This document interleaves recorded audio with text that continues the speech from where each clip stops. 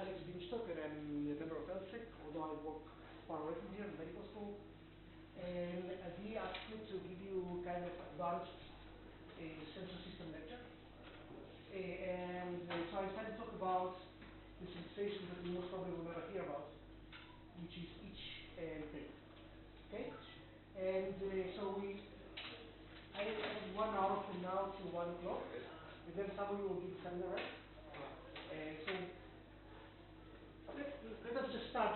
I would like to apologize, although you should never apologize before you talk. In 1 hour, you can never talk about pain and itch, neither pain nor itch. So I will give you some perspective on these two very interesting sensations, and not about all of the aspects, but more peripheral aspects of the sensation. So how nervous system, or peripheral nervous system, know to detect noxious stimuli.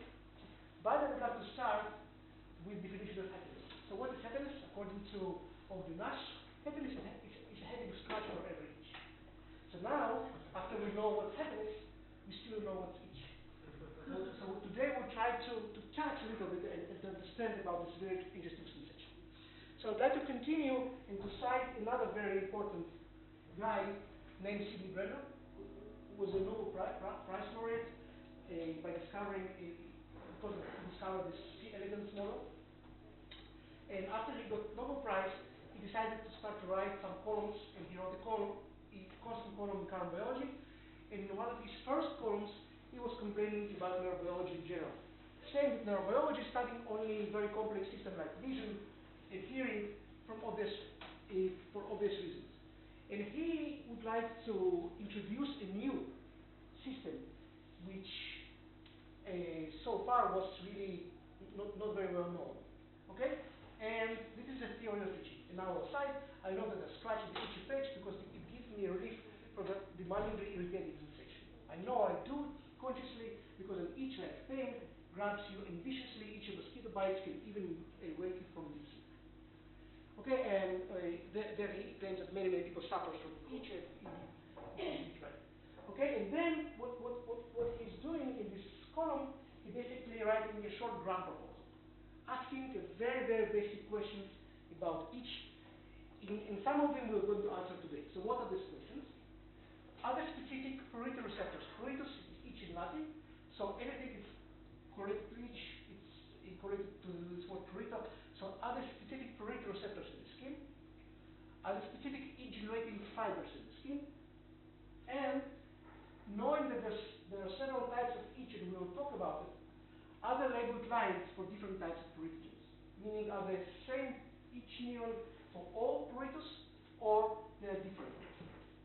And what interests us, me and my colleagues, if all the above is correct, can we then selectively block itch? After all, I work in medical school, and I'm really interested not mainly in basic science, but also in the aspect that we can translate it into drugs and treatments.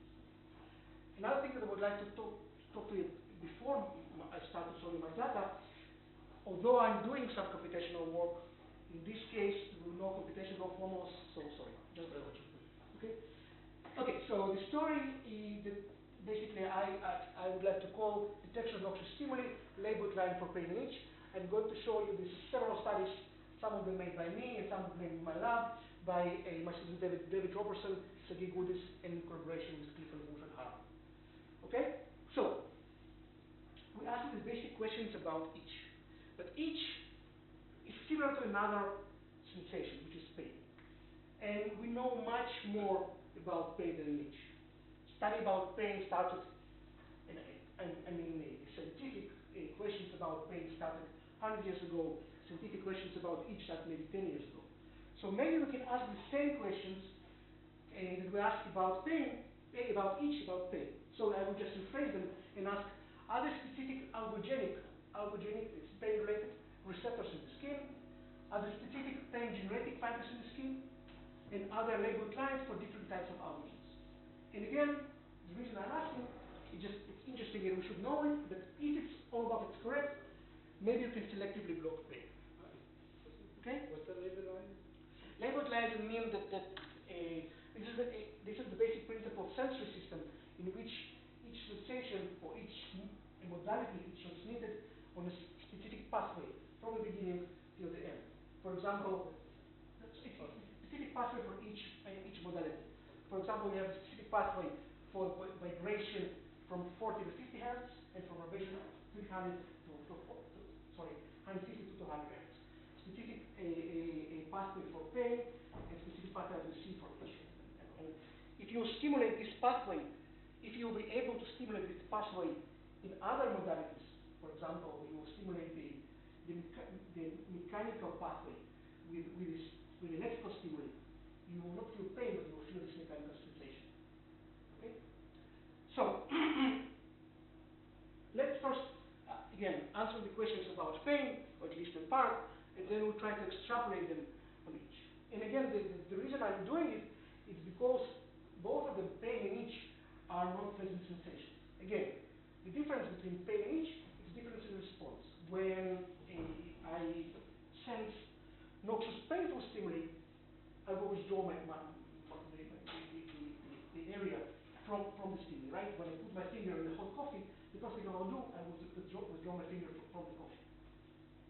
When I will be exposed for cholinergic stimuli, like itchinergic stimuli, it will be non-pleasant sensation, but my outcome or my response will be scratching. So instead of removing the extremity, I will scratch the extremity. Yes? Just tingle similar in the way to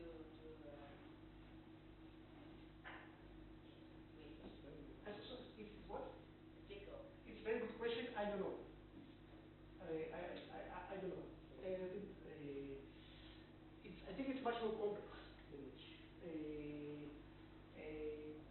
I don't think there's many research about it, unfortunately. It's very sensation. I think it's much more, the sensation is much more on a level of analysis than in the peripheral level.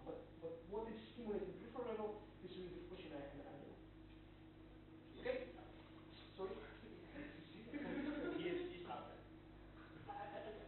For some reason, I just with this virus infection, I can't hear this. No, sorry. Therapy is a daily task. Yeah, actually, it's a very good idea. And if they can come up with a model in animals that you can really tickle them, it will be great. So there is no research about it. No. Tickling mice is possible. Yes, I know. I never tried. I can, I can cause them to each, and I can, make them to feel pain, but I never try to tickle them. Never tried. Okay. So what about we can discuss it later if you like, because it's really, I'm really interested about it. Okay. So let's again, as I mentioned, answer some of these basic questions about pain, and then try to see what we know about each. So what we know about pain. So the pain, it's a complex experience, okay? And all of us know that we can feel pain although there's no actual stimuli, and sometimes when we do have actual stimuli, sometimes we wouldn't feel pain because of the very strong modulation that we can actually do. But let's forget about all the emotional components of pain, and if we look on very basic sensory components of pain, it's like any other sensation. It has three neurons, one which will detect noxious stimulation, as you can see in this very famous René Descartes scheme, which I add some additions. So the primary somatosensory neuron will somehow detect, and we'll talk about how, this noxious stimuli, in this case of fire. It will transmit, encode and transmit information all the way to the spinal cord. Then it will synapse with another neuron. It will then go all the way up to thalamus, and from thalamus to cortex, primary somatosensory cortex in this case, and then will spread out to almost whole brain. Okay? And the question that many people ask, whether pain is specific sense, because there are at least two options. The first option would be, as we suggested many years ago, that indeed we do have a neuron that will selectively respond to noxious stimuli. It will not, will show no response whatsoever when we apply stimuli with a lower threshold. As you can see in this scheme, so this is a neuron, a peripheral neuron, and this is the scheme here. DRG, dorsal ganglion, which is the area nearby the spinal cord where the cell bodies are situated. So this cell body will send the axon to the periphery, another axon to the spinal cord. And this neuron will respond only to noxious stimuli. Noxious heat, noxious cold, pinch, and so on and so on. Okay? And if I will, instead of pinching, I will brush the skin, there will be no response whatsoever, and no matter how hard I will brush. Okay? And if this specificity theory was proposed by Maximilian von Frey, again, many years ago, and he was showing that by mapping the area of the skin in humans, the very small areas in the skin on humans will respond only to innocuous stimuli, and some of them only to noxious stimuli. Then, by doing biopsy in these areas, he showed that this area was innervated by nerve endings that are totally different from those ones. Thus, he came to the idea that maybe indeed pain is specific, at least at the level of the periphery. Is it clear? What's the problem with this? The problem is that it's more conceptual, because the difference status in pain that you can activate it by noxious temperatures, some chemicals, noxious mechanical stimulation, noxious cold. But at the end, although this modality is totally different, this is temperatures, this is chemical, and this is mechanical, at the end you will feel pain. Okay? So maybe we're organized differently. So maybe instead of having this specific neurons, we have something else. We have one common neuron. Each of them responsible for different kind of sensations. One for mechanical sensation, second one for temperature, and so on and so on. But they can sense both noxious and innocuous stimuli. And we could differentiate between these two based on some kind of threshold. So for example, any kind of brushing or not noxious stimuli will activate the same neuron, but in a lower rate. Whereas noxious stimuli will activate the same neuron in much higher intensity. And the central analyzer will decide whether it's painful or not painful just based on frequency of the impulses. Okay? And this theory again was proposed by a very famous German neurologist by the name of Wilhelm Erb, and hold for many, many years. But then was some other theories saying that maybe it's not the intensity of individual neurons, but some kind of pattern, saying basically that we do have a lot of non-specific neurons, like C cell 1, cell 2, cell 3. All of them respond to noxious and innocuous stimuli, but all of them will respond in different pattern or different intensity that will create a pattern. And then the central analyzer in CNS, spinal cord in this case maybe, will read this pattern and will decide whether this stimulus was painful or not painful. Okay? All these theories, yes. How do the two theories deal with the fact that there are different kinds of pain, like you said? So if they have, let's say, a mechanical sensitive neuron, and now I'm brushing it, I will feel like brushing. But then if I will pinch it, okay, in this case the same neuron will respond at higher intensity, and I will realize that I do have mechanical pain in this case. So instead of activation of mechanical, let's say low intensity mechanical stimulation, I activate it in much more noxious stimulation. Okay, but does mechanoreceptors and chemoreceptors and temperature receptors still Separate. theory? Okay. Separate. No. It is known that they're separate. The question was about the pain, because if you go back in history, Aristotle, who basically defined all the sentences, mentioned that each of the sentences, tasteful function and so forth, could be either on the level of pleasure or level of pain. So that's basically the same, saying that we do have the basic senses, and when we apply strong stimuli, the same sense will feel the pain from the same sense. Okay? But then this guy came, and named Ed Pearl, and he did the ultimate experiment. And what would be the ultimate experiment? To show whether we would do have specific fibers for pain, it would be the recording from one single fiber. Okay? And this recording from this single fiber, while we activate the skin, this fiber innervates by either innocuous stimuli or noxious stimuli. Okay?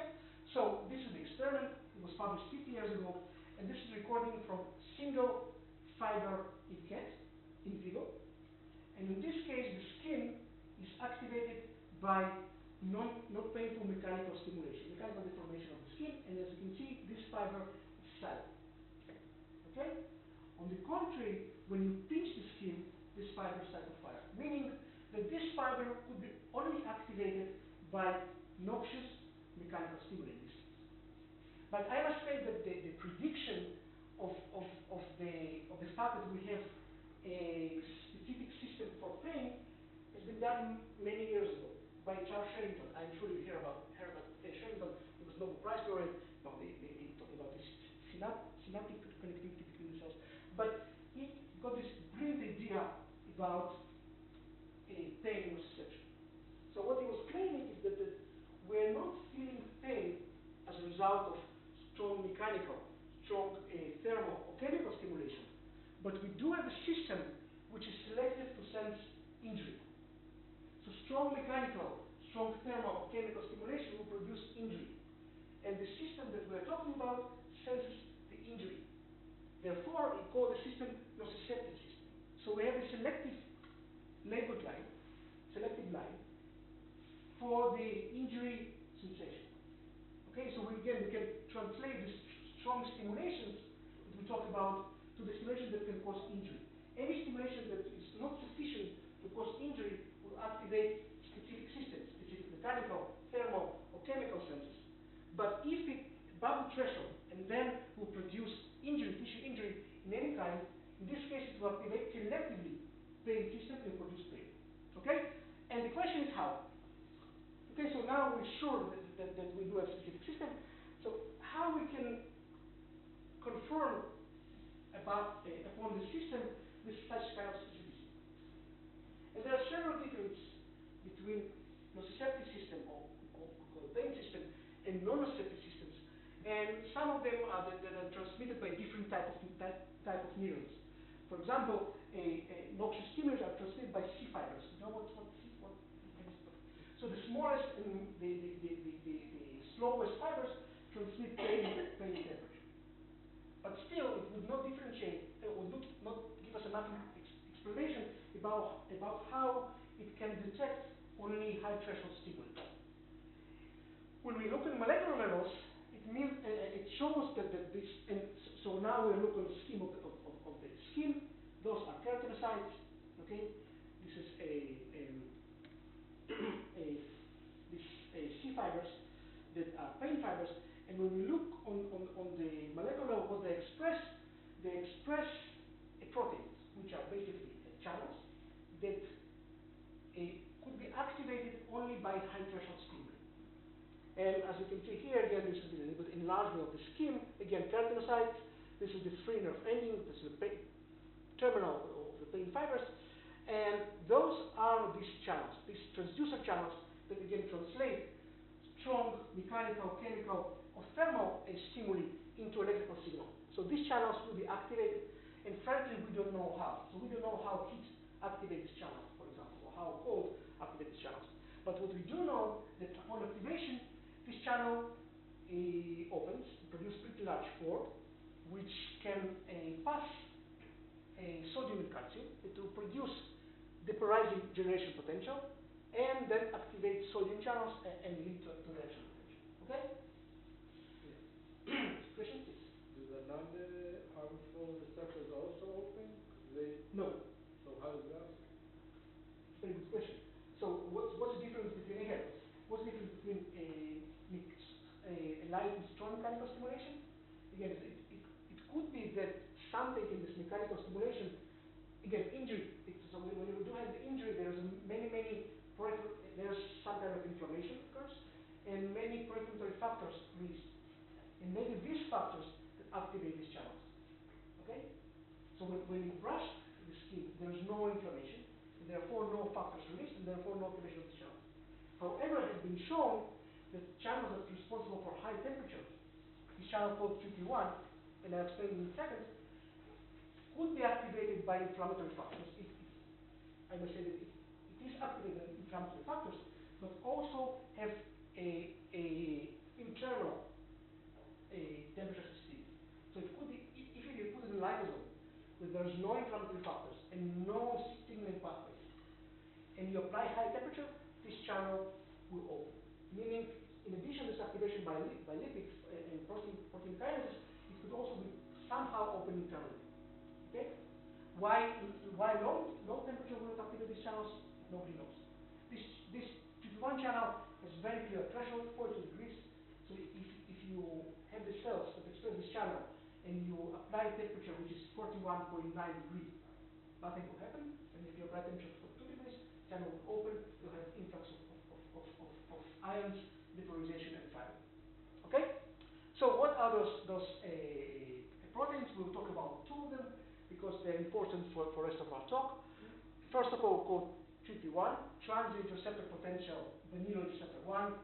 It doesn't matter why they call it this way. It's important to remember that they're expressed selectively by peripheral nociceptive neurons. They activated by noxious heat above 42 degrees, and it can also be activated by a variety of toxins and pro-inflammatory mediators. But interestingly enough, this channel could be also activated by chili, skunk, capsaicin. Okay? So capsaicin, which give us this burning sensation in the mouth when we eat skunk. The reason we feel the pain of burning sensation is because of the activation of TRPV1 channel. Okay? And again, I don't know how many of you eat skunk for a living, but when I eat skunk or whatever, which is hot, because of the pepper, I also start sweating and my skin become red. Why? Because I am activating the same system which is responsible for the noxious heat. So my little dwarf that sits in my brain and decides what are there in the environment knows now that I'm feeling pain as a result of noxious heat. So let's respond to noxious heat. And how I respond to noxious heat? I'm sweating, and I'm trying to remove the heat. Okay, so this is a very interesting channel, and it sits very interesting location. Another very interesting channel called TRPA1. TRPA1 is again a channel that sits on nociceptive neurons and normally will respond to noxious chemicals like paraformaldehyde. Okay? But it will also respond to noxious cold, and among interesting stuff, it will respond to wasabi, mustard oil, and garlic. Okay? Wasabi is really different kind of spicy. Exactly. So what you should try, we should really try it. It's really nice. So I'm doing it to my students in lab. I'm giving a little bit of Tabasco and a little bit of wasabi, just one after another. And the sensation, so in both cases, it's spicy and it's hot, but it's different hot. Okay, in one case, it's hot and accompanied with all this response to heat. In another case, when you eat wasabi, it's totally different. Yes. Are they activating like different receptors? No, those are receptors. Yeah, but in different regions. That's what I mean. Do you have like a specific small region for TRPV1 and a different one for? It depends on the area in the body. Okay. In most of the areas in the body, the C fibers or receptors express both. Okay, meaning that by eating capsaicin, okay, you activate. There are specific receptors and non-specific receptors. Non-specific receptors will express all these channels together, but there is a sufficient amount of specific receptors that will allow you to differentiate between these different sensations. Okay? Are the receptors that responding to wasabi are also temperature related? Okay, so there is several ideas in the world in this world about the cold sensation. Some will claim that this TRPA1 channel is responsible for very cold sensation, like below 20 degrees, and some will say that there's another channel called TRPA, which is also responsible to menthol. Okay, that is responsible for cold sensation. And why we are kind of estimating, because all what we know about these channels, or the function of these channels, we know from knockout studies. And knockout studies are normally behavior studies, and then they're not very conclusive. But I think that the common knowledge now the treat A1 together with M8 are responsible for cold sensations, and maybe there are some different temperature range. Okay? Yes. One of the channels that you designed to be responsive to temperature would also respond to different chemicals. Is it a Because, side effect? sorry? Is it an unwanted side effect? Or? It's very good evolution-based question, and the answer is not very clear. So this, indeed, receptors are very polymodal, so they will respond to thousands of things. I think that maybe nature tried to somehow save on energy and kind of combine a lot of noxious stimuli in one, but it's just hand waving. What I do know is that all these activation sites or activators will activate the channel differently. And how we know? And again, it's not very much talk, but it's just very interesting. So birds will respond normally to heat, but are insensitive to capsaicin. So they can eat chili and really enjoy it. And if you want to buy snacks for a parrot, you'll often find the snacks are full with capsaicin, very often. And the reason is that there's if you compare between mammalian and bird feed channels, there's one mutation. Basically prevents from capsaicin to activate the channel in birds. And then there was a paper, following this paper was another paper showing that the reason could be that the reason that can explain it that when we eat chili, pH of our system destroy the seeds. Okay, and then it will not promote a growing of new chili.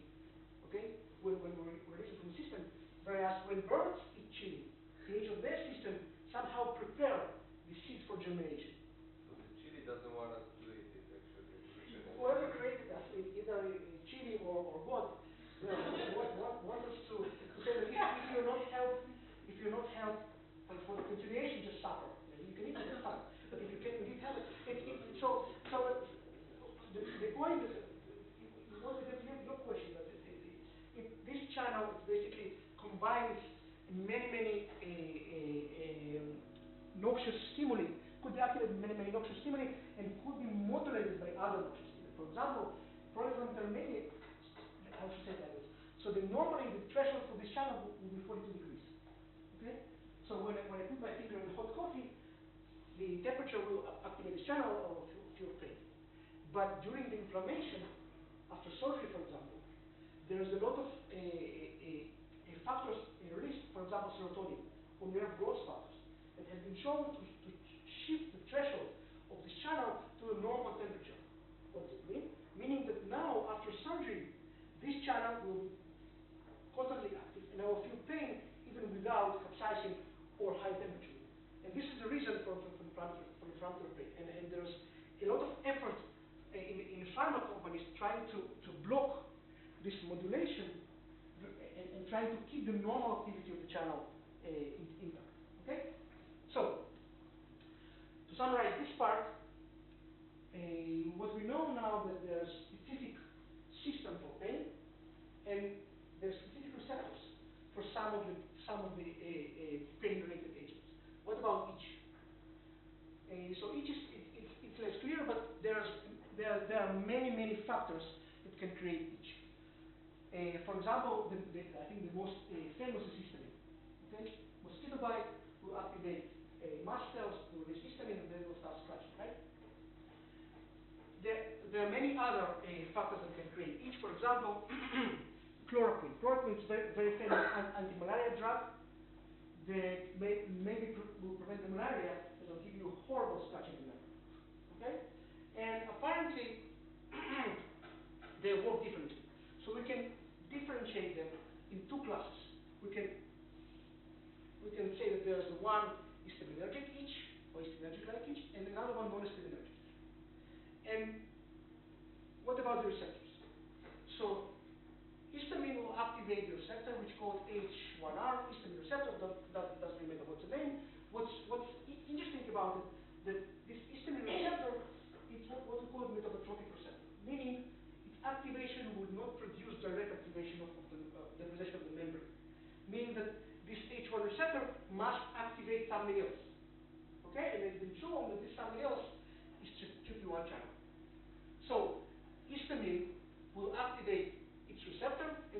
via some cellular mechanism will activate TP1 channel, this hit proton and capsaicin sensitive channel that will lead to depolarization, inward current, action potentials, and will feed histaminergic itch. Okay? Chloroquine will activate another receptor, which called mass-related G-protein kappa receptor A3, you don't need to remember the name, but again, metabotopic receptor. And this MRGPA3 will activate, sorry, wrong direction, TRPA1. Okay? So histamine will activate at the end TRPA1, and chloroquine, the non-histaminergic pruritogen, will activate TRPA1, and the same principle will produce inward current and action potential. Okay? So, two questions I will ask from this slide. First, we can skip it. First, there's many different receptors for pruritogens. We talk about H1 and MRGPA3, but there are some others. Okay? The question that I would like to ask is whether these receptors or the machinery is expressed in one type of neurons, and we have master each neuron, meaning that all the pruritogens will activate this one type of line, and will feel at the end will feel itch and will scratch, or we do have network lines. And it's an interesting question, again, evolutionary, whether it's so important for us to differentiate between histaminergic itch and non-histaminergic itch, right? But I would ask even, more maybe interesting question, why it's so important evolutionary? What about, so pain, it's clear. So I need to retain myself from danger and keep myself from further injury. What about itch? Any ideas? Why do we need this sensation? Maybe to remove something from the skin? Yes. So I think that this is indeed the idea. Again, nobody knows, but the parasite that will enter the skin will again activate these mast cells to produce release of histamine, and that will activate or will lead to itching, and then we will scratch. Scratching is basically mechanical action of removing something from the skin. Interestingly enough, with scratching, basically, when we find it in terms of sensation, it's a painful mechanical stimuli, right? And it was shown that pain can block itch at the level of spinal cord. Meaning by scratching, you're not just removing the agent from the skin, you're also reducing the sensation of itch. Okay? Yes? So what's the difference between pain and itch? It's the same. This is the second question I would like to ask. So the first action would be whether it's labeled, I don't know, just 1 second. And the second question, whether itch and pain separate, because they both express the same receptors. Yes? Maybe you're not removing the itch, but just that the pain is like you feel the pain more than you feel than the itch. No, so I agree. It could be this way, but now we know that now we did some, not just us, but some other labs did some experiments to show that indeed there's interneuron in the spinal cord that's activated by pain and blocks itch. And then I don't think I have enough time to show it to you, but I can show it afterwards. Okay. So, but let's maybe come back to my first question, and what I basically was asking, whether there's a group of neurons, peripheral fibers that express receptor for histamine and TRPA1 channel, and these fibers are different from those that express receptor for chloroquine and TRPA1 channel. So what about what we know about it in the literature? And actually, the findings are pretty controversial. So, for example, there was a paper that shows that there are some neurons that will respond both to chloroquine and histamine. So what we are looking at, this is a calcium imaging. You know what's calcium imaging? Okay, good. So this calcium imaging experiments from neurons that shows increasing calcium as a response to chloroquine, histamine, and capsaicin. Okay, why they will increase in calcium as a response to chloroquine or histamine? Because they will activate calcium permeable TRP channels, and calcium will enter and increase the concentration. But what does it mean? It means that this specific neuron contain both receptor for chloroquine, for histamine, and TRPA1. Okay? Moreover, more recent studies shows that when you record from the cell bodies, the DRGs, which sit again near the spinal cord, and you stimulate the skin. So this is the recording of action potentials. When you apply vehicle, the skin, you see nothing. When you apply histamine, this neuron will respond.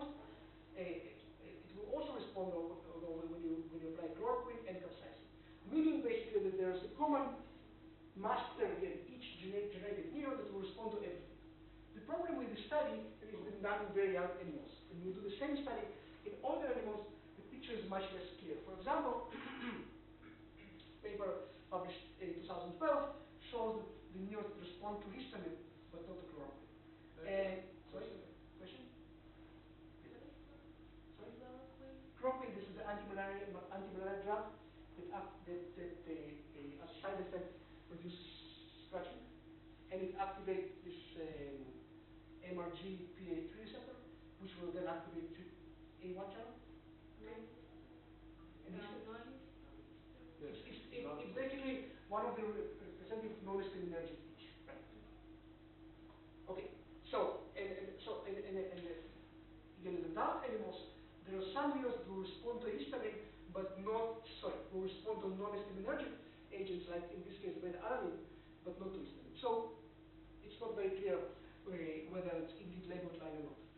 And another question, again, maybe a major question, whether pain and itch are the same or different. What we do know is the level of the spinal cord, there are specific population of neurons, central neurons, that are responsible only to itch. So when you destroy them by a variety of techniques, you will preserve pain but not itch. How would you know that? What do you mean? You do that in the mouse, right? Right. So how do you know what the mouse did? You can, Behaviorally? sorry? Behaviorally? Only behavior. Only behavior. So you can apply stimulate its response, and then you can inject pro-allergic agent and see how much animal will scratch. I will show you some of the techniques where I use it. Okay, for both. Okay, so the question is, are itch and pain separate in peripheral level? And again, it's not very clear because PLP1 and TRPA1 are the landmarks for pain, but now I show you that they're also expressed in each neuron, so maybe they're just the same neurons, and there are some analysis only in the central level. So how we can check it? As I showed you previously, there's no recordings in vivo are not very conclusive, so we use different techniques. We use different approach to study this or to answer these questions, and I call them charge and target because in our approach we use charged molecules, electric charged molecules, and target them to specific cell populations, and then we check the activity. So we block the activity, and then we could know what are they responsible for, and it will become clear. So we don't have a lot of time, but I just love the story. So the story starts a long time ago, and by the priest by the name Barnabé Cobo, who traveled Peru in the 17th century, and traveled there for several years and wrote a very big book called Historia del Nuevo Mundo. And one of these sentences in this book I found very interesting. So he traveled there, and then he fell a toothache. And where you go when you fell a toothache at this time? To the barber. And he met the barber, and barber looked into his mouth, was saying, you know what? He would be sorry to pull the teeth because it was sound and healthy. Okay, so it's still very good teeth. It's been destroyed, but the barber will say, but it's very painful. What should I do? And then a monk friend of mine who happened to be there and overhearing advised me to chew for a few days on coca. As I did, soon I find the toothache gone. So basically, this is the first reference ever for use of cocaine-like substances for any of its effect. In this case, for reduction of pain. As we all know, it's not the most famous effect of cocaine, right? Okay. So because of the more famous effect of cocaine was then imported to Europe, and many chemists work on coca, and finally they derived the substance they called cocaine. And how how you in this time can check the substance, you can taste it. So when you taste the cocaine, the first report was, okay, there was some numbness in the area of the jaw. And it was reported in some German literature, and Sigmund Freud, a very famous Sigmund Freud, wrote this report, and he tried many substances on this side, and this is one of them. And again, he also mentioned this numbness effect, and then he gave it to his friend, a Austrian ophthalmologist named Karl Koller. And to be ophthalmologist in the 19th century, it was a nightmare, because you cannot really touch the anesthetized eye. So you cannot do anything. So Karl Koller was trying everything to anesthetize the eye. And then when he received a little bit of cocaine from Sigmund Freud, he put it on, and a miracle happened. So eye became totally insensitive, and he could treat the eye, operate the eye, and then he gave this big presentation in Heidelberg, showing all the students how he can put the cocaine, and then he set the needle in the eye of the students, and everybody was applauding. It was amazing. It was published in Lancet, and then in English, and then it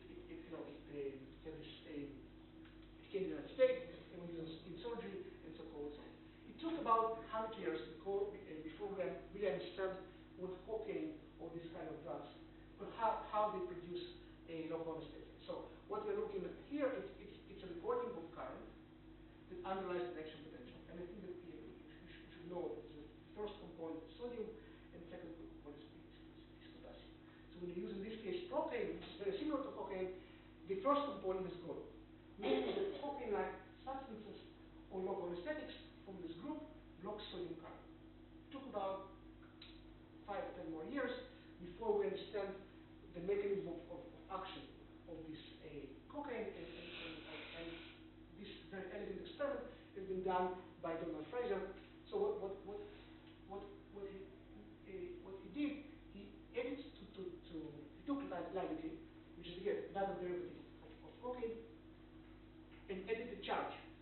So he made this lidocaine constantly charged. And then he checked the changes in membrane voltages, dV divided by dt, when he applied this charged lidocaine, which we now call QX314, from the inside, from the cytoplasm, or from outside. And what he saw that when he applied this charged lidocaine from outside, nothing happened. There was no effect whatsoever on action potential. But when he applied from the inside, as we can see here, the dVdt, the change in voltage with time, was decreased, meaning there's no action potential. So to sum up these findings, it means that the local anesthetics blocks the sodium channels from the inside, from the cytoplasm. Why? Because the charged form cannot penetrate the membrane. That's why it wasn't effective. Is it clear? Yes, no? Okay. So we know it blocks sodium channels, we know it blocks sodium channels from the inside. What happens when we inject lidocaine, normal lidocaine, when you go to the dentist and we inject lidocaine to you? What will happen? When you inject lidocaine will create two forms, okay? Charged form and non-charged form, because of its pKa and its chemical structure. So this charged form would not be effective because it can penetrate the membrane, okay? But uncharged form of lidocaine would be effective. It will penetrate the membrane and block sodium channels, thus it will block pain and all other sensations, okay? So clinically, we have two fractions, and only one fraction is active, and it works perfectly. The problem is that this uncharged fraction will block everything. It could penetrate any membrane. And together with analgesia, we also have paralysis, okay, and changes in normal sensation, and maybe some blockade of autonomic nervous system. So we do have an efficient drug, which is not very specific. So when I was in my postdoc, I was trying to find a way to make this drug specific. And the idea was to use the charged form of lidocaine. So let's say we have this permanently charged form of lidocaine, which will never convert to an uncharged form. So when we inject it to tissue, nothing happens. There is no effect whatsoever. then I was thinking, together with my collaborators at Harvard, what if we can use this charged form, but then we can target this charged form via the pore that could pass it only to the pain neurons. So what could be the pore that could pass this charged molecule?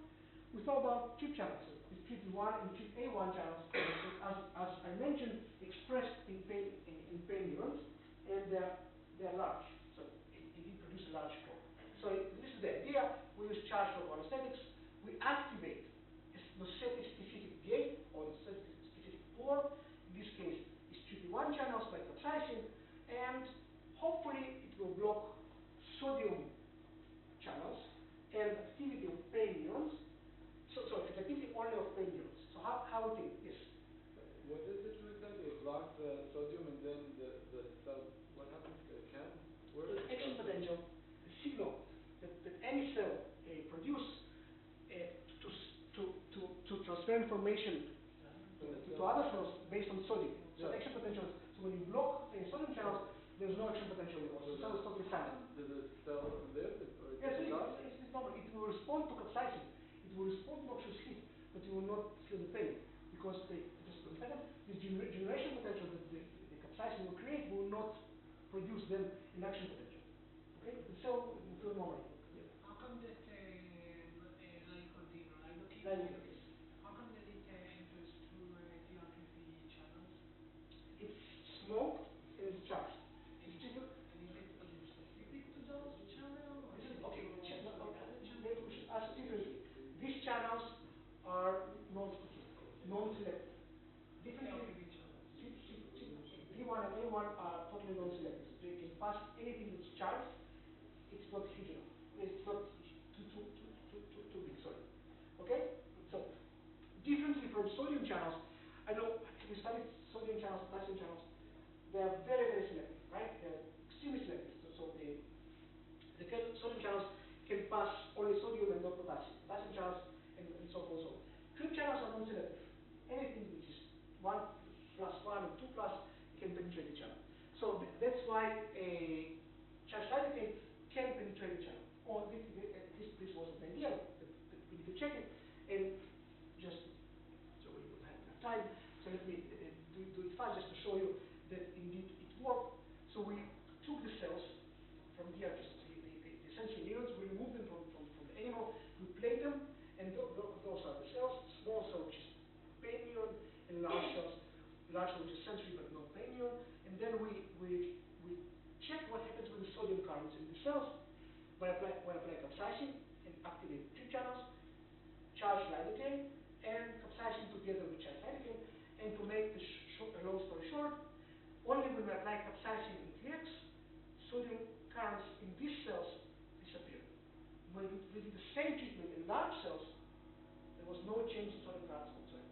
Meaning that this idea can work. Okay? So we were pretty excited. I must say it was one of the most exciting moments in my life. Because the consequences could be huge, and indeed they were kind of huge.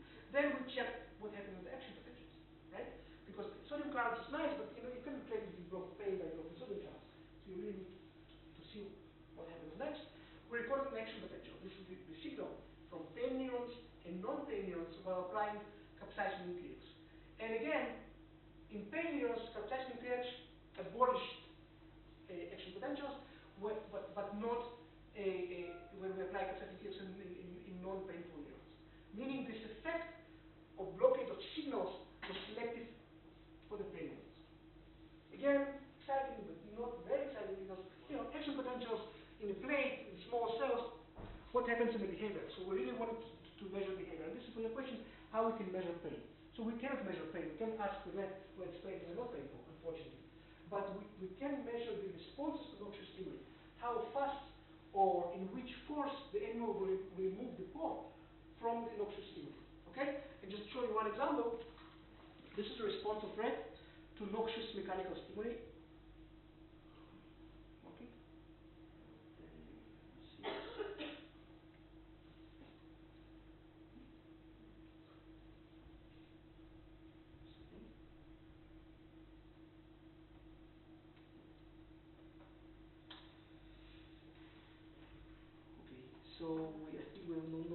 Okay, sorry. But I can show you the real data. Okay, so we're measuring here force with which animal will remove the paw when we apply, for example, a TX04 alone, capsaicin alone, and together. So normally animal will remove the paw, and so the experiment goes like this. So the animal is awake. He knows what we're going to do because we did this experiment several times.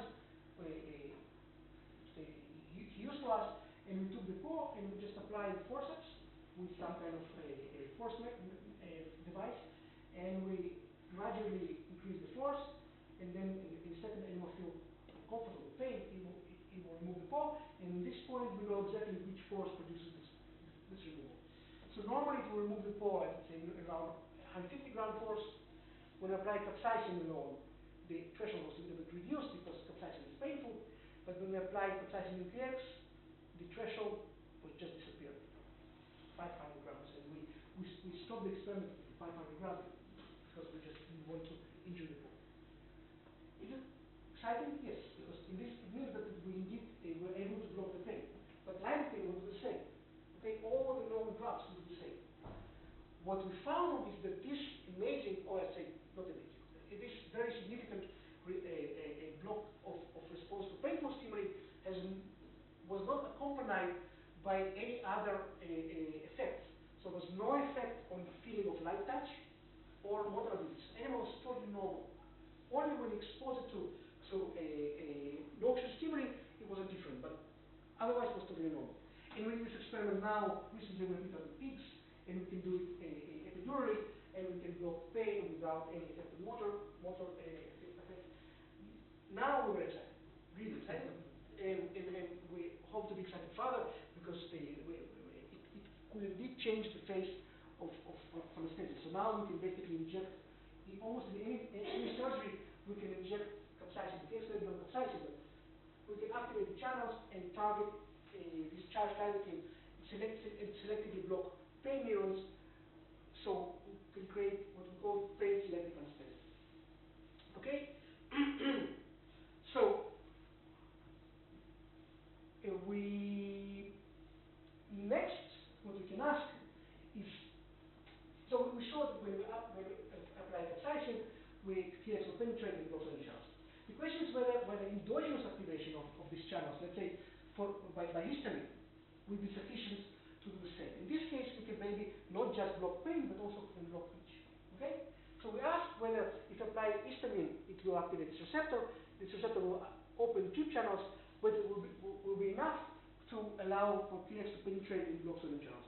Is it clear, right? And we then show it in the model of cells. In this case, what we have done, we first expose them to histamine, and we record. So we do the experiment on histamine positive cells and histamine negative cells, which are, you can hardly see them, but they're here. And when we apply, in this case, histamine with QX on this neuron, it blocks sodium current, but when we apply it on this neuron, there was no effect. So again, theoretically, in plate, we should be able to block each. And this is just him showing the idea. So each receptor will activate two channels, QX will enter and block sodium channels, and then there will be no effect. But again, this is the plate, and we wanted to do some real measurement of each. And the question is, I'm showing these pictures because the question we asked next, how we can measure, if we can measure pain, how we can measure itch, how we can measure scratching. And there was a paper was published just when we thought about it, that basically defines the way to measure pain and different from itch. So when they injected capsaicin to the cheek, animal will wipe because it's pain. It's what they define as pain. But when they inject histamine, animal will really scratch, and the authors will be really able to film it and then to analyze it. So we started with the same, and because of itch, it's very social behavior. So anything can change the itch behavior, smell and noise and image from other animals. We create a real device which we call the time machine, because it took us forever to do it, and it's somehow similar to this DeLorean, right? Yeah, from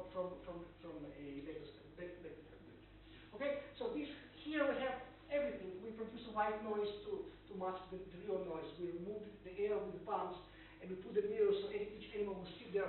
And we were happy with the animals we injected, and we can really film it, and then we see days and nights literally, just looking at and counting scratching. It's not wasn't very good for us. So we said, okay, let's maybe start seeing what else in scratching we could measure, and we decided we will measure the sound, because when an animal scratches, it produces specific sound. So then we looked for a very good microphone, and we got a quote for thousands of dollars for professional microphones, and then we found iPhones. Very high, very sensitive microphones. So this iPhone 5, we can do everything, but iPhone 5s can also quantify scratch. Okay? And this is the real experiment when my students iPhone 5s, and this is the animal. And in this case, Woody will ask also on the clock. Okay, but the idea again, sorry, that when animal will scratch, it will produce noise in specific frequency, and we can detect this frequency, and then we roll the small up, which is not a microscope, but can really detect and quantify this scratching. Instead of having this nightmare, we now can easily measure each. And in 2 minutes, I will show you some results. So I think the important point for you being a student in maybe this slide, we know that we work on cells, and we're very enthusiastic, and we do have this machine that can measure it, and then we inject histamine, and what we see here, it's number of scratching in 1 minute, and this is time after injection, and as you can see, animal scratches, it goes to the peak after about 10 minutes, and then it goes down. Okay, so histamine produces scratching, and we can measure it. Then we inject histamine with EX, and it was exactly the same. We were very disappointed. Really, kind of, all this effort and then for nothing. But then my student, the same with the machine, came to me and said, you know what? You're an idiot. No. You're using totally wrong paradigm. You should really change the experiment. So don't be afraid to tell your method that they're idiots. Because sometimes it really can, in this case it was published in Nature Neuroscience because of his idea. So the idea was, it could be that this effect of histamine, which is only 10 minutes, in which animals if you scratch it, is too short for QX, its charged lidocaine, to really penetrate all the fibers and get into the relevant fiber and block it. So maybe it just takes more time. Again, QX is charged lidocaine. We inject some of the tissue. This big or relatively large charged molecule need to penetrate all the tissues and go to the nerve endings. So what we have done, we changed the experiment, and we first injected histamine with QX, then waited, and then injected histamine again. And this is the experiment. So we inject, first of all, we inject twice histamine to see if there's some kind of tachyphylaxis or just decreasing response. So we inject histamine, again, scratching a number of scratching per minute with time. And then animal scratches, we inject it again, scratches again. We then inject the histamine QX, scratches, and then histamine again, nothing. Stop scratching. Same was for chloroquine. So basically, what it shows that if we inject QX in the animals or a human that suffers from itch, we can block it. Okay? Theoretically, it will work also in humans. But this is clinically again very, very interesting and very promising, and all the dermatologists are very excited, also neurologists, but we are scientists, and we're trying to get some other information from this approach. So basically what now I can do, and I will not show you the data, I will just show you some highlights. We can answer these two questions that I asked before. First of all, whether pain and itch are same or different, how we can check it. What we can do, we can apply histamine QX and chloroquine QX. By doing it, we will block all itchy fibers, right? As I showed you, block itch. Then what we can do, we can check whether the animal will respond normally to pain or not. And if it responds normally to pain, meaning the blocking of all itch fibers will not affect the pain whatsoever, and it's exactly what happens. So we will block all the itch fibers by applying histamine QX and chloroquine QX. Animals respond to pain totally normal. Then, to our second question is what we have done, and I was finishing the second, sorry. We injected histamine TX and then chloroquine. And the idea is that the question again is whether chloroquine, histaminergic itch and non-histaminergic itch have the same pathway or different pathways. If when I inject histamine TX, as you can see here, I will block all histaminergic itches, right? Now, if I inject chloroquine here, if animal will not scratch, meaning that by blocking histaminergic itch, I'm also blocking chloroquinergic itch, meaning that they are the same. But if they scratch again, meaning that they are separate pathways. And they scratch. So we inject histamine TX with chloroquine, we saw perfect scratching, and vice versa. To sum up, it's what we know now is that pain is separate from all other sensations, including itch. So itch is separate from pain, and so we can block them differently from any other sensations. Within each fibers, within the subpopulation of each fibers, there are again clear separation between the fibers that are responsible for itch as a result of histamine to itch as a result of non-histaminergic agents. And there are some within these itch populations. There are some other very interesting fibers that basically allows crosstalk between pain and itch. Because the obvious question would be, and I will not answer, I'll just ask you, but not answer it now. So, when I activate tube channels by heat, I should also feel, I would feel pain, but also should feel itch, right? Even though they are different fibers, but tube channels are both. So when I apply capsaicin, I should activate all tube channels, so I feel both pain and itch. And why we don't? It's because we do have specific fibers that again block this interaction between pain and itch. But unfortunately, I don't have more time to talk about it. But you can find my information on the website, and I'm happy to explain more to you. Thank you very much.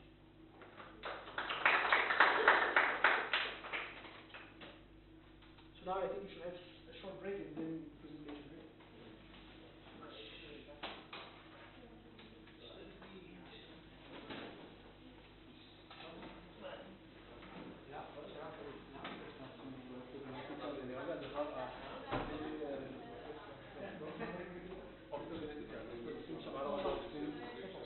בתאים שיש להם את ה-5.2 נגיד, זה מספיק לתאים?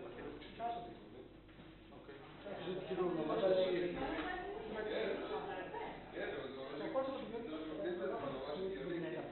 נכון, השאלות המחקריות. אנחנו רוצים לדעות יותר אופטימיסטים. אוקיי.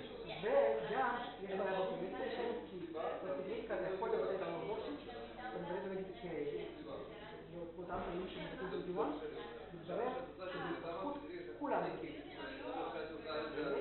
והאחרות יש להם פיינינג אחר כך, כשנושא גנטי, בעצם אתה מקבל ספציפי מסוים, 80% בשבילים תהיה ו-20% בשבילים שלא תלויים. אז זה לא מספיק. אי אפשר ללמוד או להקים משהו? כרגע אין, ניסים לחפש אותו, גם אנחנו עכשיו משתגע אוקיי, ולגבי הסודיום צ'אנל האלה, אני לא יודע, אני לא יכול לחשוב את כל הסודיום, זה וולטג' דיפנדנט וולט, כאילו, ראית את כל הסודיום צ'אנל? לא יודע, מתח מנוחה יורד, כאילו, לא, אני לא יודע. לעשות את כל הסודיום צ'אנל? אנחנו נראים כמו וולטג' דיפנדנט. וולטג'. אבל אין יש לך, בכלל יש לך מישהו שהם קלקולציה. יש לך דעות דלת, יש לך וולטג' צ'אנל קלציום וסודיום. סודיום צ'אנל אתה לא רוצה לאקטיבציה שלהם לפני הסף. פחות משפיעים. חלק מהם כן משפיעים על הסף. אז אתה יכול להיות רשת אבל זה לא... זאת אומרת, כל הסודיום והסף האלה... לא פעיל, הוא חי. הוא חי? כן, למה לא? שמתי אותם. לא יודע, כאילו זה משנה את כל הריקוד, כאילו את כל ה... לא יודע. אני יודע זה הורג את התא, לא יודע. לא, אין להם שום תפקיד. כן, כי נגיד של סטובסטים זה מינוס 90 הרצף בטנשן, כאילו אם זה... ואז זה יוריד אותו למעלה, אני לא יודע, סודיום זה דבר מאוד חשוב. סתם פעולה. לא, אבל סתם ככה, זה בעיקר, נמצא מנוחה בעיקר תלוי. אם הייתי אבל הורג את הפוטנציום הייתי... אם אתה הייתי כאילו יורד כל הזמן. תלוי, שוב פעם. מיליון סוגים. לכל אחד מהם הפעיל סוגים אחרים. יש גם הרבה סוגים, אבל פחות או יותר, יש רק סוג אחד שהוא עובד בפוטנציאלים כל השאר עובדים בכלים של פוטנציאל פעולה. ובעצם הפגיעה הפונקציונלית היא ספציפית בהקשר. אז הוא חוסם רק את האלה. לא, הוא חוסם את כולם. הוא חוסם את כולם. יש שתי סוגים של תלות נוטרל, כולם מדישים KF באותה מידה, אבל זה חוסם את כולם. בסיבי KF יש סוג אחד ששוב פעם משתתף ומשתתף לעשות threshold אקספקטיבי. אבל אתה חוסם את זה מיד. זה לא כל כך משפיע על פוטנציאל מיוך. אנחנו גם, שוב פעם, אנחנו ראינו במאמר אחר, שאנחנו מגדילים את הזרם הזה שאחראי על סופו של סטביליטי פי 3, אנחנו לא מכוחשים את זה. פוטנציאל מיוחד זה פוטנציאל. אוקיי. שאלה. קצת מה שאולי קצת על העיבוד, אבל מה היכולת, כאילו היה ממש מעניין, מה היכולת להעביר את זה באמת לבני אדם? כאילו זה דומה שם? בכלל יש סיבה להניח אנחנו עכשיו שלחנו מאמר שבו אנחנו עושים אותם ניסויים בהפעלה של בני אדם, וזה מאוד דומה. בהפעלה של בני אדם, שאתה לא תהיה לפי ניסויים של בני אדם. זה דומה. אז זה יכול שזה יעבור. כאילו הרבה פעמים מלמדים אותנו דברים, ואומרים, כן, אבל אצל בני אדם בסוף יש סלקטיביות, אין סלקטיביות. זה יכול לעבוד. וואו. זה שכחתי להגיד שאני מחפש סוגים, זה מישהו, אני לא יודע מה הוא יודע, אבל... אם הם סלקטיביים, מחקרים או איכותי, רק מודלים. ומה? מודלים. מודלים בלי חיות. אבל זה ספקטרום, אתה לדעת את זה כיוון שדרים משתנים בזמן.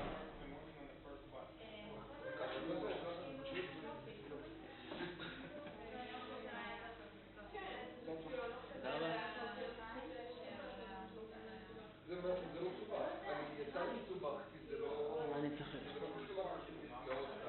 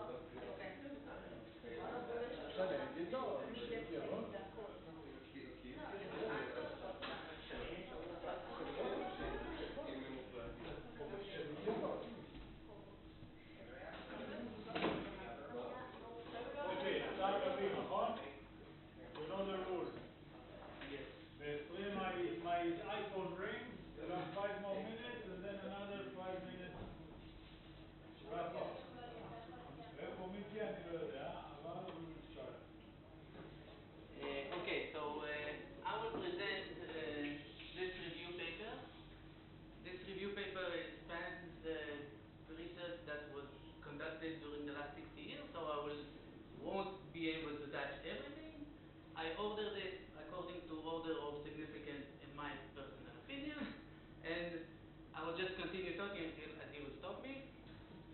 And also I don't have the clicker thing, so I will come here every time and press the button. So first I will talk about the neural code, rate code versus temporal codes. What does this mean? What are the trade-offs and why? Then I will actually talk about something that is related to the article and about the flutter discrimination type. I will explain what that means, how it is related to the neural code question, and never mind.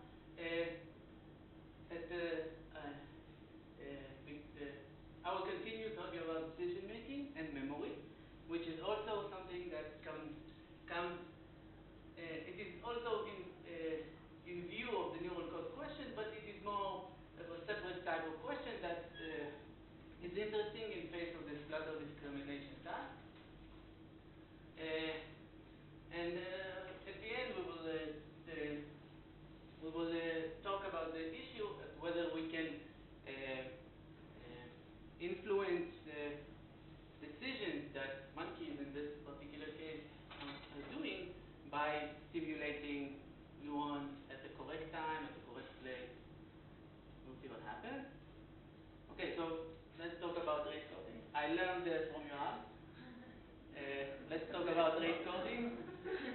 We can see here a person, and this person is somehow, information about this person is somehow encoded in these 5 neurons. Red means that these 2 neurons fire vigorously, these 2 neurons are silent, and this one is like in the middle. Remember the codes for Aaron.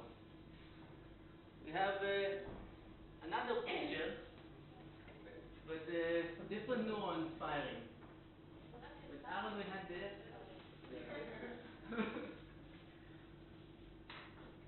And another picture. You see the response is different. We have some function between here and these 5 neurons activation that contains information about this image.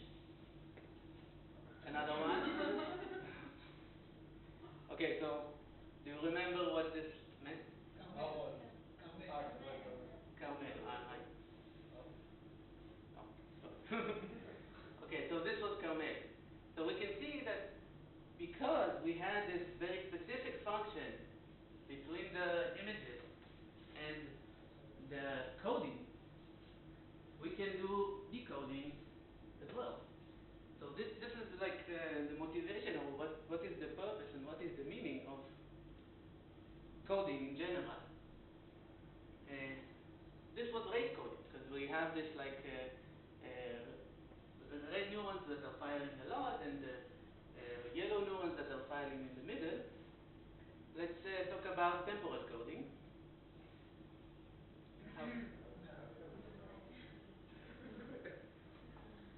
Okay, everyone saw what happened? The neuron on the top fired the spike, and then the neuron on the bottom, and then the third, then the fourth neuron. Okay, so another temporal code. What is the color? Oh, the red color means that there's a spike at that particular time, and the blue color means nothing happened. I will show the rate again. Okay, so another.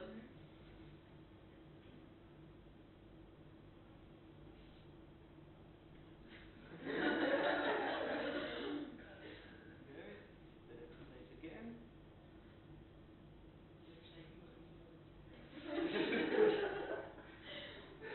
Okay, so now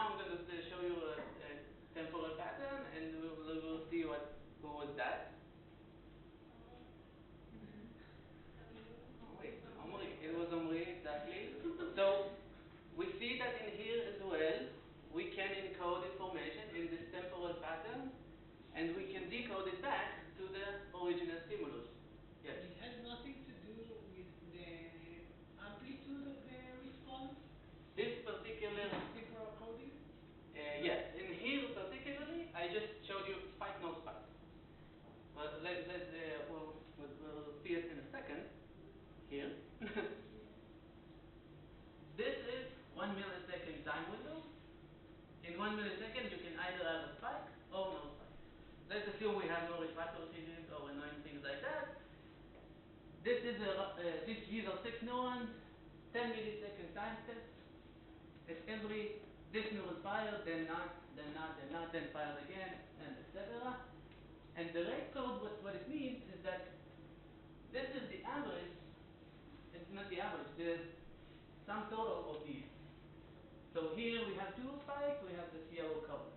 2 spikes, yellow color. No spikes, nothing. Again, yellow. Actually, this is orange, but it doesn't show that way. But red, 4 spikes, and again orange. Okay, so the rate code is this. This is what we showed in the first 4 pictures. The temporal code is something more similar to this. So here we have some sort of summation along the temporal axis, and where we don't. Why is this even interesting? What we can encode information in here? Why look at this at all? Does anyone have any idea? If we saw that this is capable of encoding patterns and this is capable of encoding patterns, what is better and why? Okay, noise. Easier. What? Easier. What is easier? The other one. This one is easier. Okay, the question of easier is related to the decoding question, how easy it is to decode things. You can encode more stuff with the same amount of energy. Exactly, the amount of information. So here we can encode more things. And to here, we have some robustness to noise. We will see this. So, amount of information, here, every neuron is just a binary spike on spike at these timestamps. So we have 2 to the power n times t. T is the number of timestamps, n is the number of neurons. This is the amount of information that we can decode. This is the amount of patterns we can put in this thing. Here, we have t to the power of n. Why t? Because the possible number of spikes that can occur is t. Actually, it's t plus 1, but it doesn't matter. Because we can have here no spikes, and then 0. 2 spikes, 1 spike, 2 spikes, till 10. So each neuron has 10 possible values, and we go to the power of the number of neurons. So just to be able to compare these things, t to the power of n is also 2 to the power of log t of n. So we can see here, t is replaced by this log 2 of t. And we all know that log 2 of t is something that is very strong. Let me just illustrate it. For example, if we are summing, if the rate code is summing a time window of 128 milliseconds, what we will see, log 2 of 128 is 7. What this means is that if we have a rate code of 128 milliseconds, we can store this amount of information in 7 milliseconds. This is similar to what Mickey showed us the last lecture about the information. We are able to derive information about some particular stimulus from the first part. So if we are thinking about neurons as something that it doesn't matter exactly when they fire. It only matters that take 100 milliseconds and sum them up. We are losing the amount of information per unit of time we can pass on as communication between different areas of the brain. Maybe if we are able to somehow infer from this something interesting, then maybe we can react faster to something that is important, maybe. But there is this rate code. We saw a lot of papers that talk about this rate code. Why is that? We mentioned it earlier. There is some robustness to noise in here. So the robustness to noise, let's think, for example, that we have this pattern, and in an alternative way, in an alternative world, we have some injection of current to these 2 neurons. Like Jonathan taught us, happened is that the responses of these neurons will just shift slightly to the left. Let's see it again. Okay. But, so we injected some noise at arbitrary places, but the race code stayed the same. We changed the pattern, the temporal pattern, and the race code was immune to it. This does not happen, the temporal code. We inject some noise, we completely change the temporal pattern. We need a decoder that understands that this is, well, first, let's think about the first decoder. From Omri's pictures, we can go back to Adi's picture, for example. Because we can't interpret the meaning. So, rate stays the same, code might change completely. This is dependent on the decoder. Okay, so just a few last words about this. We talked about the coding, encoding and decoding, robustness to noise, and the amount of information. Let's just go an epsilonic step towards how our information decoded in the brain. So a spike regularly. What we have is a synapse to a neuron, and we have some EPSP. A PSP, not necessarily an EPSP.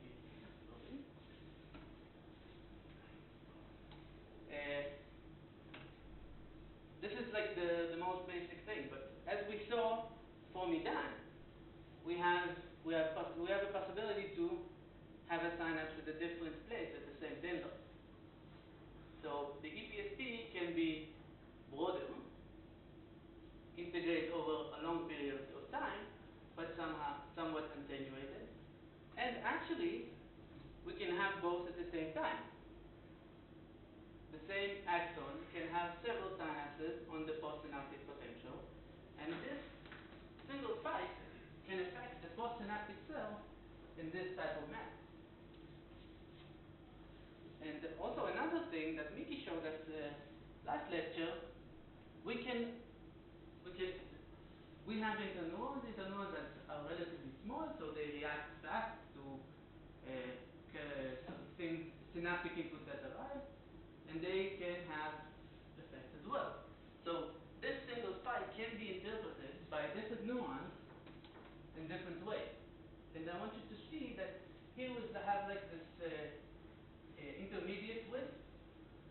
This is like wide. And here we have like very narrow width. If we remember, if we go back for a second, we had this equation. This T is the time window that we are summing over.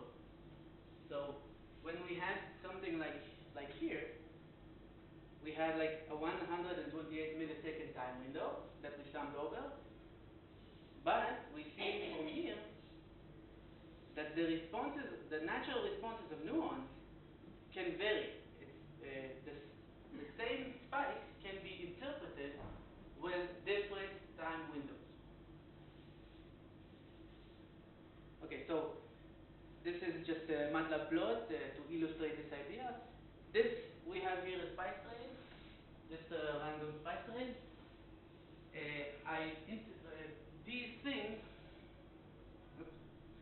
These things, I summed up as this equation on the top. This equation on the top is just a simple equation that says sum up several EPSP-like shapes that somehow are higher, some are wider, and some arrive later. As we saw here, some can arrive later, but this I didn't explain. The reason why this thing is on top, is in the middle, and not at the beginning, is because we have some delay from here to here. And this thing needs to be the response at this time frame, but this comes earlier. So we have this riding on top of this. Oh, other way around. So we have this type of equation. What it says is that we have several EPFPs that are higher, wider, and arrive at different times. And what we can see here is 300 possible interpretations of the same spike plane in the postsynaptic sense. What these interpretations mean is, like, look at this is sorted from by the sum of the row. So this row has very wide averaging pattern. This when it's wide, it means it reached the firing threshold. It means that this neuron should be firing all of this stuff. But we see that not all neurons are like that, because we have some randomness arising from this, and some neurons have wide firing, wide integration time, and some neurons have smaller and smaller and smaller integration time. So actually, the rate codes and the temporal codes can be existent at the same time for the same spike rate. It can be interpreted, but in several different ways. Okay, so now I hope we have some understanding of what temporal codes are and rate codes are, and why we talk about them. Now let's go back to actual paper. So the flutter discrimination task is a discrimination task that is very similar to two-tone discrimination, only in different sensory modality. We have a monkey that is touching something, and that something is vibrating at different frequencies. It can vibrate fast or it can vibrate slow. This is a depiction of how fast it is vibrating. This is 3 times it is vibrating in 500 milliseconds. And we have this, the first time it is vibrating, we will call it F1. The second time we will call it F2. And what the monkey needs to do is to push some button if this one is bigger than this one, and another button if this one is bigger than this one. It's exactly like two-tone discrimination, with which we probably heard of a lot, but in a different sensory modality. These are typical performance percentages. So when the two frequencies are similar, then it's 50-50, because you can't really know. When you go to frequencies that are very different from each other, 12 Hz and 20 Hz, it's very easy to distinguish, and all the other things. And you can see here different dots on this F1, F2 curve plane. So, what Miki talked about earlier is about the rapidly responsive neurons in the periphery of the somatosensation system. It turns out that these rapidly adapting neurons are also continuing to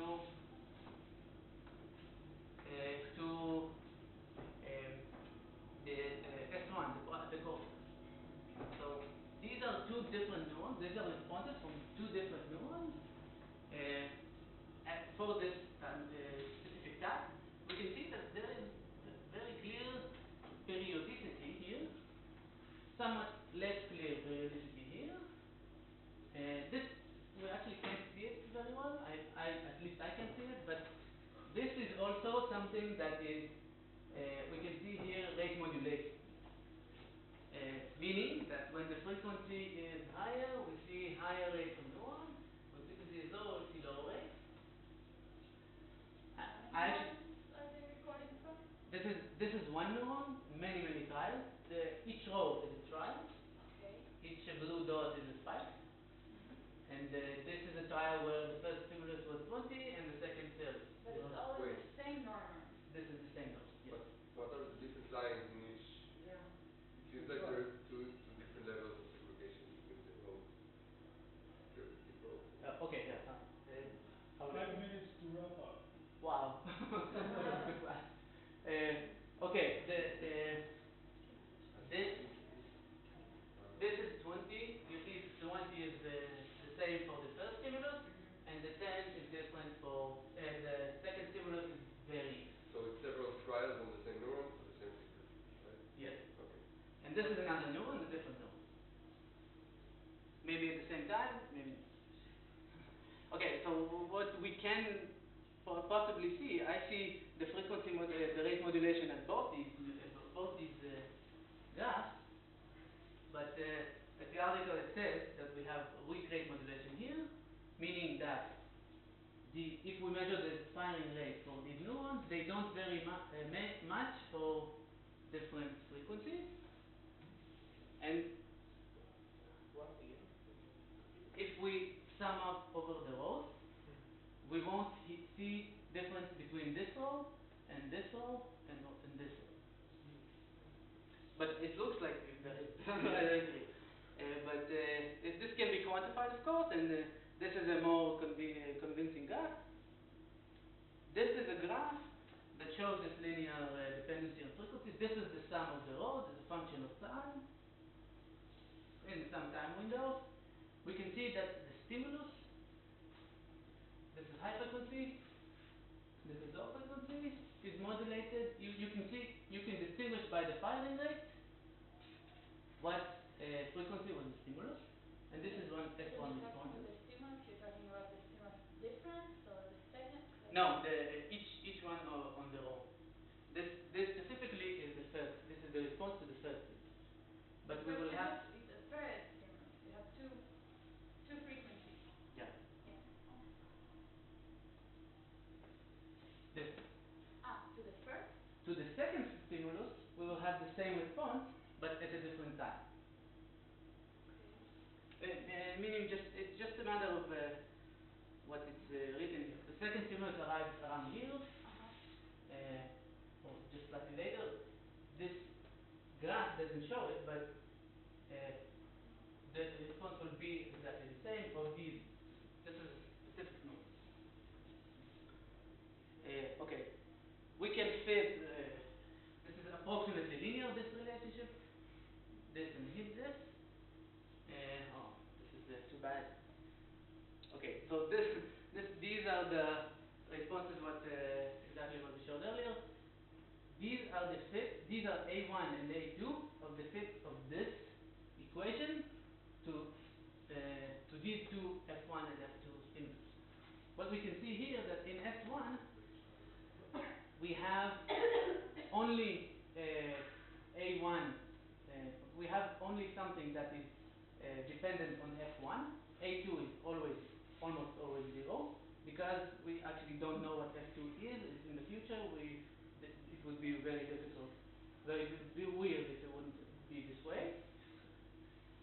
But as I said earlier, the same neuron will respond in S1 to the second frequency in a way that is modulated with different constants. Some are responding very high when the frequency changes a little bit, and some are responding just a little bit higher. This is actually an interesting way to show graphs, to show results. We might talk about this earlier. Actually, we are close to the end, but not. Okay. Okay, so I will skip this because it's less interesting. It's related to the question of neural coding, but it is less. Also this. Okay, the decision-making thing. I will skip this too. This is interesting. I think we all can understand what happened before. This is the same thing we saw earlier, only now we saw responses of F2, prefrontal cortex, and premotor. The same equation that we saw earlier was fitted here. We can see that in F2 there was some different properties of responses. What this means, that negative A, this means that there are some neurons in F2 that fire a lot in the base level, and they reduce their firing rate if F1 is large. This one negative value is what they show. And the most interesting thing is that when the second stimulus arrives, in S2 already, we have some neurons that are firing along this diagonal. What this means is that A1 Your equals time is up. Finish the sentence. A1 in this equation, A1 equals minus A2. And what this means, we can put A1 out of the program, and we have a neuron that responds A linearly as a function of the difference between the two frequencies. This is interesting, and we can see it here in slightly in some way in S2, in a large way in prefrontal cortex, and also in the premotor cortex. This already needs to take a decision in at a later stage to act. So we might have some neuron here. Generally speaking, what we see is that some